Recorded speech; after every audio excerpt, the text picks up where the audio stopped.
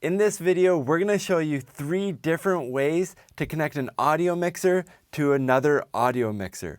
We're going to do our best to explain when you would or would not want to use each technique. We're going to give you some tips and tricks along the way, and hopefully you'll learn how to do this for yourself. If you are looking for anything that you see in this video, any of the cables or adapters or tools that we use when we're trying to connect an audio mixer to another audio mixer, we do have links down in the description below where you can find everything here from a variety of online retailers to make sure that you are getting the best price possible. Now, first of all, there's 4 reasons that I can think of and that I've wanted to connect an audio mixer to another audio mixer. The first one is the most obvious. It's probably the reason that you're here, is that you run out of channels on your main audio mixer. Here we're designating this Yamaha MG10XU with the green tape as our main audio mixer that we're going to connect another audio mixer to. Now, if you run out of channels here, it's natural to want to expand by connecting another audio mixer. If you are doing it for this reason, my advice to you would be to try group similar channels on your second audio mixer. What I mean by that is if you have a drum kit, I would try to get all the drum mics on the second audio mixer. That way the main output of that second audio mixer will act as a submaster for you, where you can turn one knob to change the volume of all similar microphones that may need to be grouped together. That'll help set you up so it is less work for you. It'll give you an extra tool. Another reason that we run into all the time is if you want a second set of effects. Like I said, the main audio mixer we're using today is the Yamaha MG10XU. It has 24 built-in effects, but you can only use one effect at a time. So say you want one reverb for your lead singer and you want a second reverb for your background vocals. Then I'd put your background vocals on a second mixer, like the Mackie Pro FX 10V3 that we have here, and then you can use a different effect on those, send that mix to your main mixer before it goes out to your speakers, and then you use the built-in effects engine on your main lead vocal. So that would be pretty useful. That would give you an extra tool that you wouldn't normally have. The third thing that we see all the time is if you're in a club or small festival type scenario, you will often run into bands that are self-sustained. What this means is that they prefer to bring all their own gear. They have all their mixes dialed in. Their mixer is already connected to their in-ear system. All the mixes for every song that they play that night are already pre-programmed and saved. Maybe they'll have a volunteer or somebody part of their band that will do a couple tweaks live, but mostly they're bringing their own mixer and they're going to mix from the stage. In that case, all they're looking to do is connect their mixer to the main house sound system to get access to the speakers. So that's pretty common as well. A fourth way is what you see here. This is a small version of what you see at festivals. You'll have your main console, it'll have a mic for the MC, it'll be ready for emergency announcements. It might handle a DJ or two, some small acts, something like that, but its main role is to bring in the console of each touring group that comes to the main festival stage. These groups will bring their own mixer, they'll run their own snake, they'll be completely self-sufficient, but again, they just need access to the house speakers or the line array that's hung at this festival site, and then you'll have a festival tech, or they'll call it a house tech even though it's a temporary festival, and he's responsible for making sure that you don't exceed the maximum SPL or volume that is licensed for that event, and then you'll have the band engineer mixing the band stuff because he knows the band in and out and what they want from their mix. That's how that would typically work. So no matter which reason you fall into, maybe you have a different reason, I'd love to hear from you. Leave a comment down below, but those are the 4 main reasons. Now, before we get into the nitty-gritty of how to actually connect everything, we need to cover a couple concepts. The first concept is balanced versus unbalanced connections. You can see here I have 2 1/4-inch cables. One has a single ring, one has 2 rings. The single ring is known as an instrument cable. It is unbalanced. The second one has 2 rings on it. That would be TRS. It's a TRS cable. It is balanced, and that will be better for a long run. Unbalanced cables should not be used for any run over 15 feet.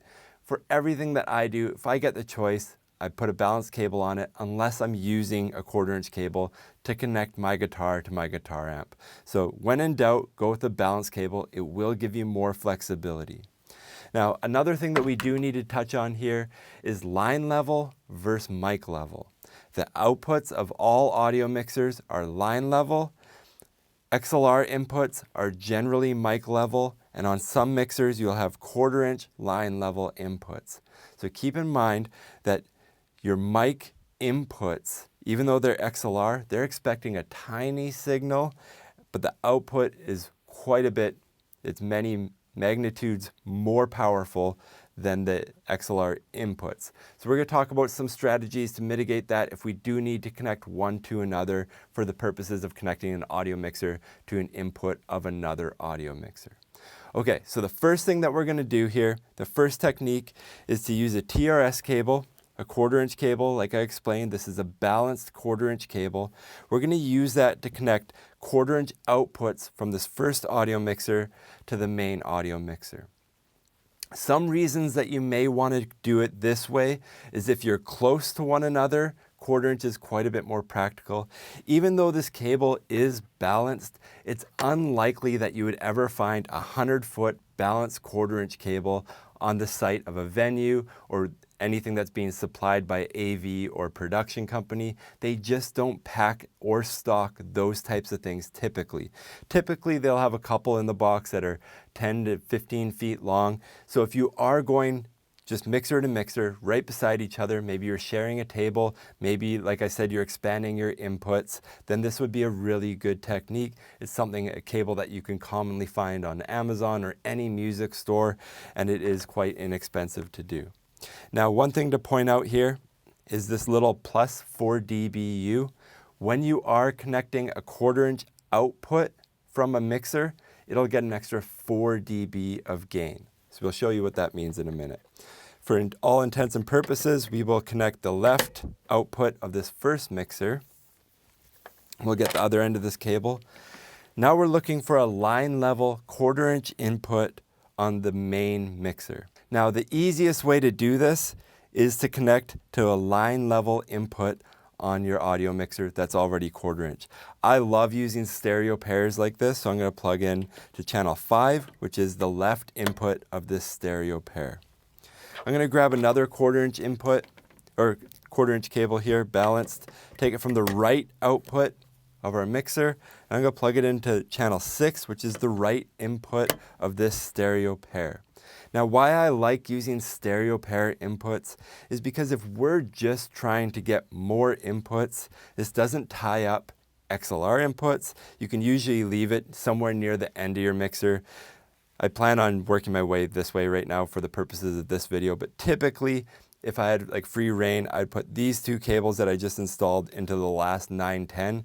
Then it makes sense, right? You have all the inputs on this mixer, and then you're bringing your second mixer in at the very end, and it's pretty straightforward. But for today, we're just doing it this way. But this way, you get one volume knob to control everything coming from the first mixer. You can EQ it if you want, but it makes it really easy to bring into your mixer. Now, on the first mixer that we started with, let's plug a microphone in, and we can test everything out. So we'll plug a microphone in, set the main stereo output to 0 or unity. We're going to put the level up to 0 or unity. Then we're going to turn up the gain here until we see this meter move, so we're getting close to 0. You can see there we're -5, which is totally perfect for what we want. And then we'll turn up the volume over here on the main mixer until we get up to 0.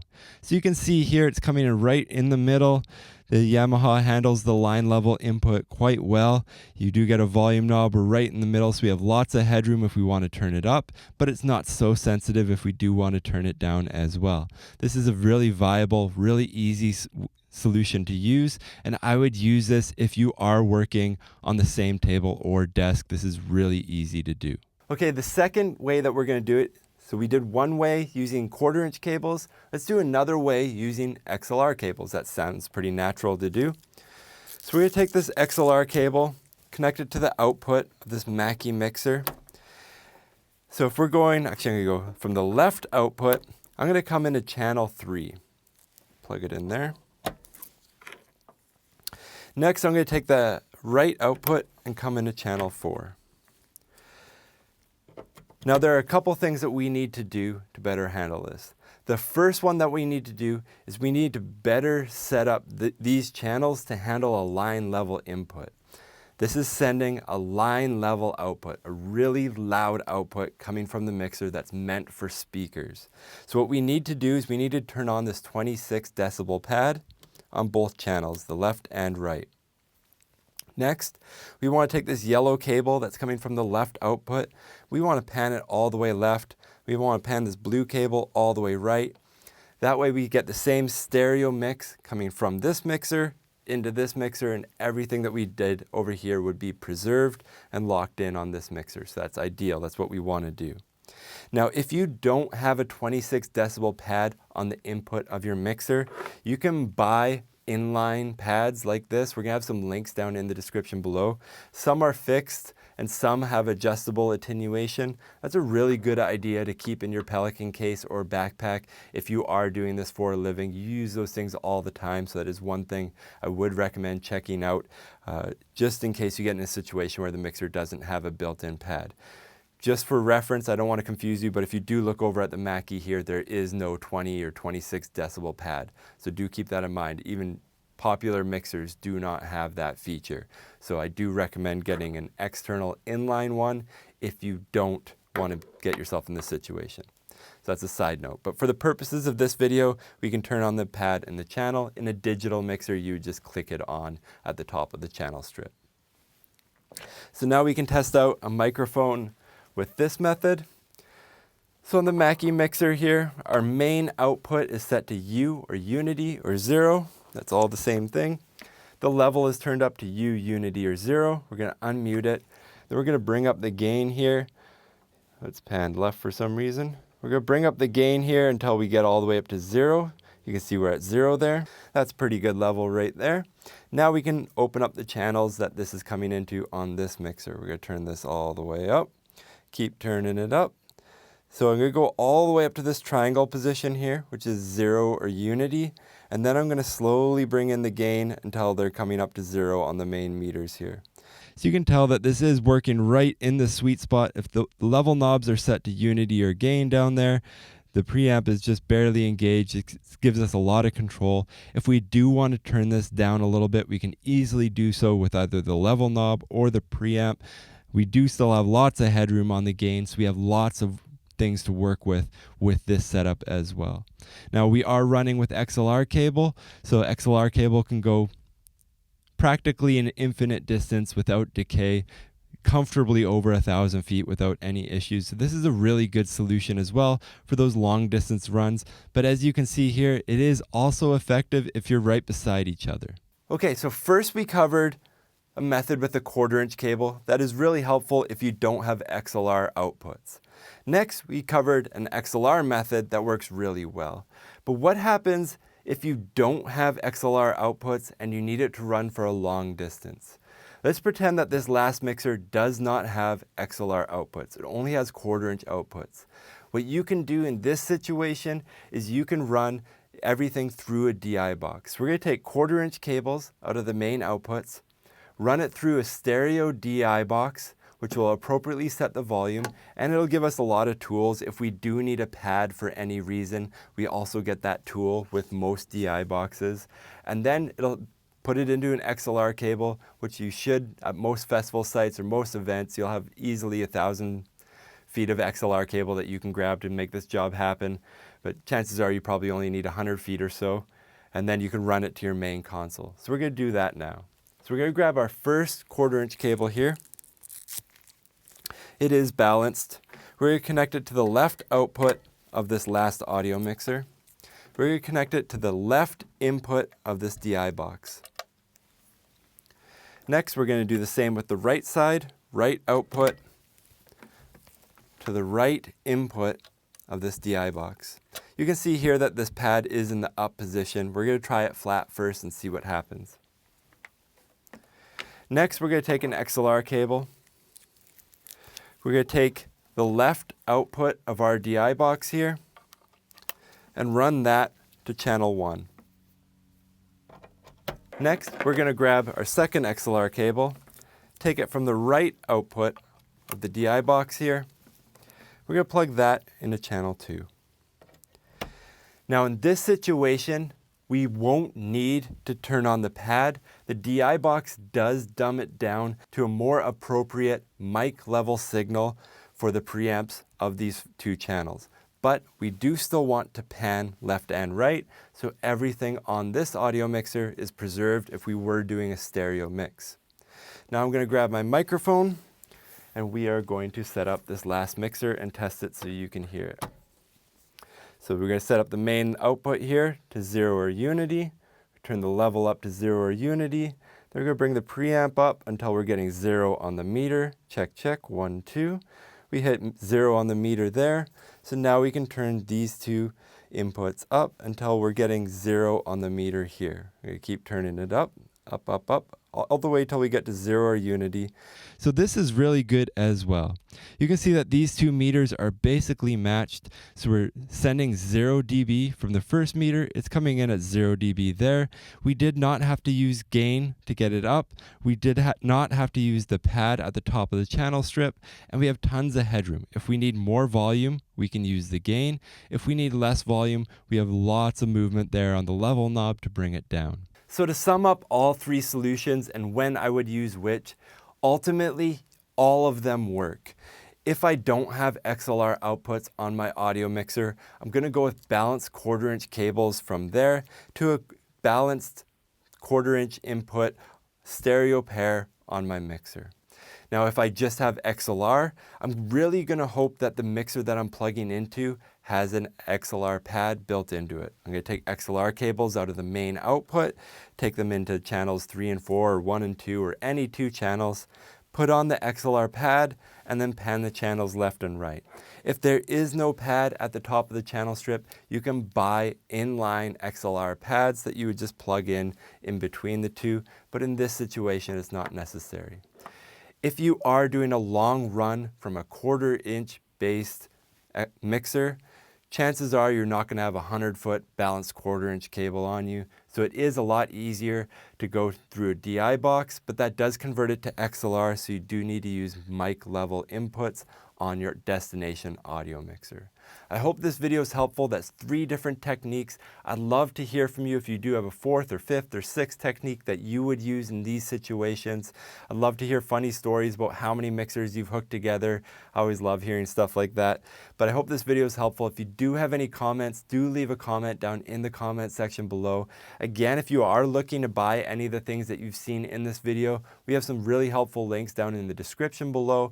And if you want to see more videos like this in the future, please like and subscribe. Thank you so much for watching.